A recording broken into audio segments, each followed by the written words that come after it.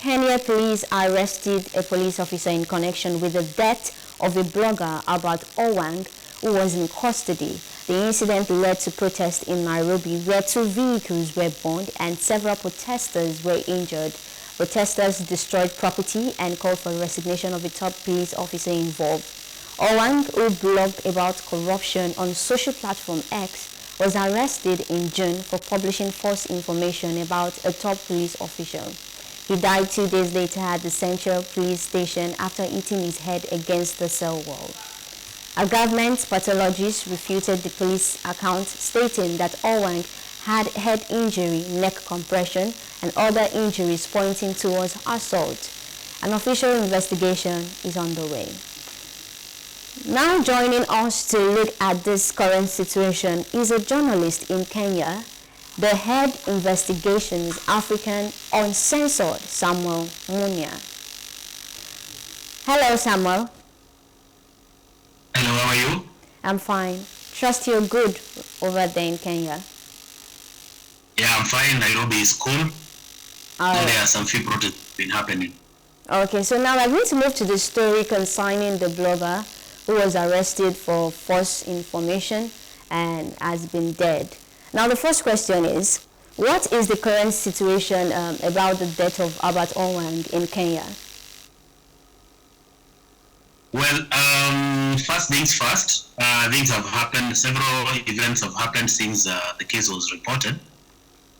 It's good to know that this young man, the 31-year-old Albert Ojwang, was arrested in a county called Homa Bay towards the shores of Lake Victoria, transported all the way to Nairobi, the capital of Kenya, and he died inside the police cells. After that, there was a public outcry that led to protests led by civil societies, the Gen Zs. The streets of Nairobi were full. And after that, we had the security leaders being summoned, called upon to answer questions by the Senate of Kenya. So we had the cabinet secretary, the CS, Kipchumba Murkomen. We had the IG, Inspector General of Police, and the head of the DCI, the Directorate of the Investigations, and also the IPOA, the Independent Police Oversight Authority. After their submissions, one police officer has been arrested so far, and there are now 2. One was arrested yesterday in the morning. The second one was arrested in the afternoon. That is the OCS, the head of the police station where the young man is alleged to have died. So basically, as we speak, we've had different statements coming from different leaders. We also having the aftermath of the protest. A few things were destroyed in the Kenya's capital when there were protests because there was infiltration by some hooligans. And now the situation as of now, we're waiting to see what happens next, because there are accusations and counter accusation on exactly what happened within the forces or within the security departments. All right, so thank you. Straight to this question from when you were speaking, right? What were actually the allegations made by Ojwang concerning the officials, the police officials? What was his allegation against them? Well, Albert Ojwang was a teacher based in Voi. Voi is a town close to Indian Ocean, Mombasa, just a few kilometers from Mombasa. He was a teacher there, a high school teacher, and he was teaching religious education and language.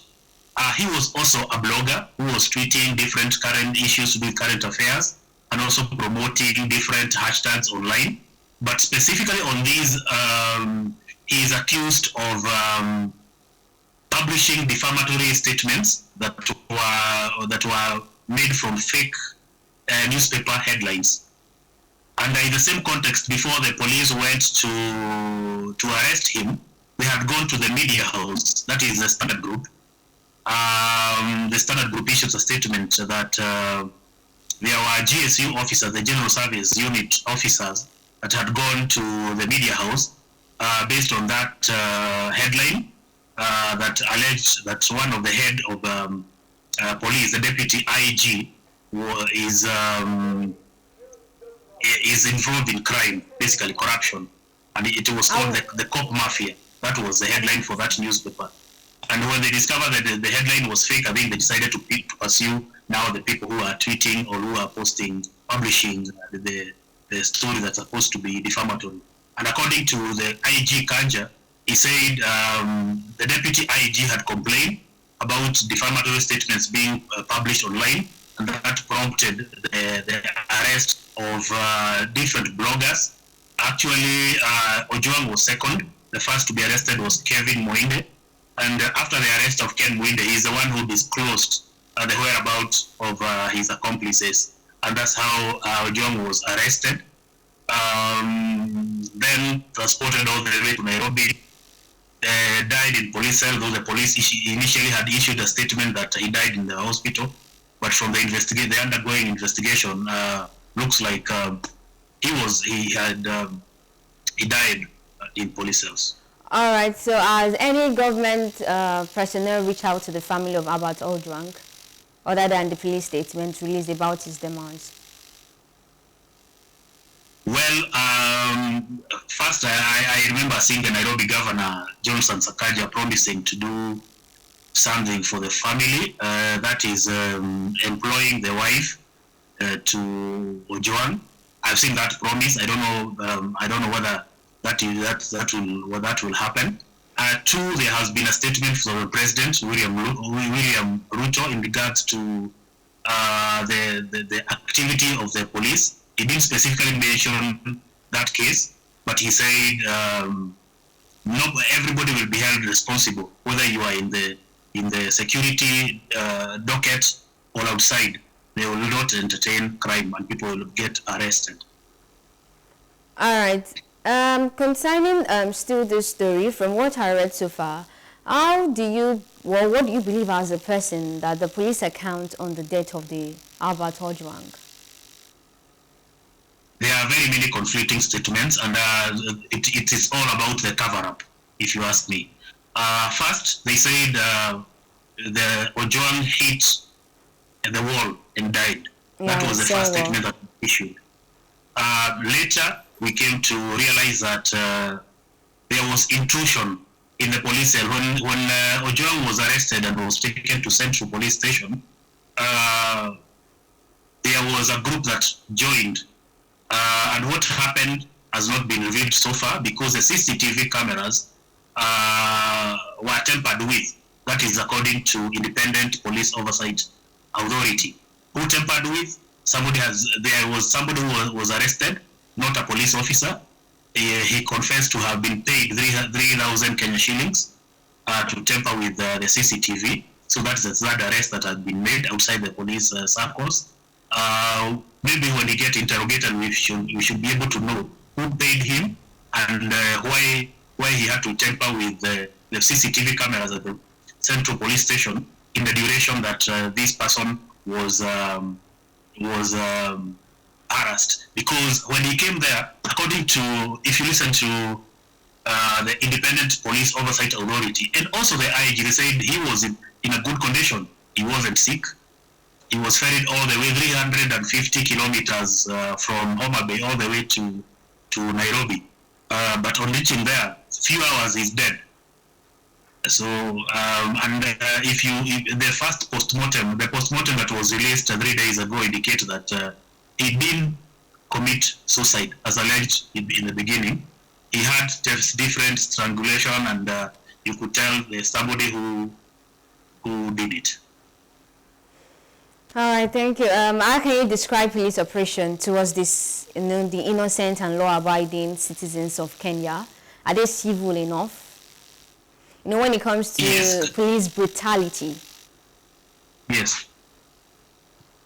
Recently, there have been cases of abduction, especially after the Gen Z protest last year, and there has been a lot of crackdown on or suppression of people voicing their They are concerned over governance, and not just in Kenya, even in Uganda and Tanzania, this part of East African region.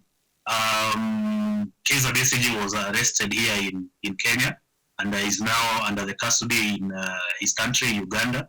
The same case happened to civil rights groups who went to Tanzania to watch, to follow the proceedings of the opposition leader Tundu Lissu. Some of them were expelled and brought back to Kenya, and others were really harassed by the security forces.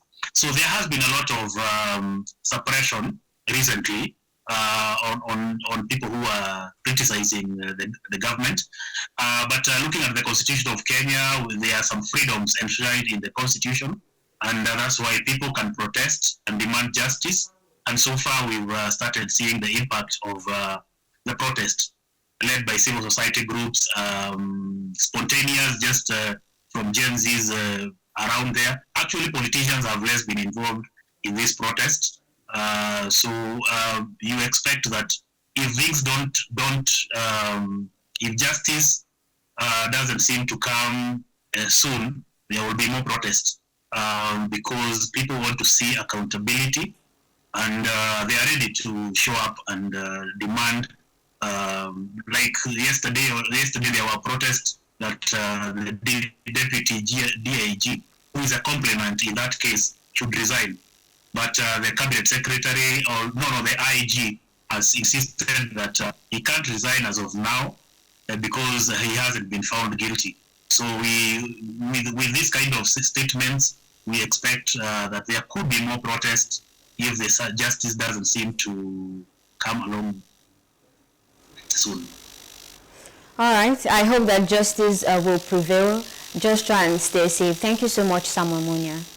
Hello. Hope you enjoyed the news. Please do subscribe to our YouTube channel and don't forget to hit the notification button so you get notified about fresh news updates.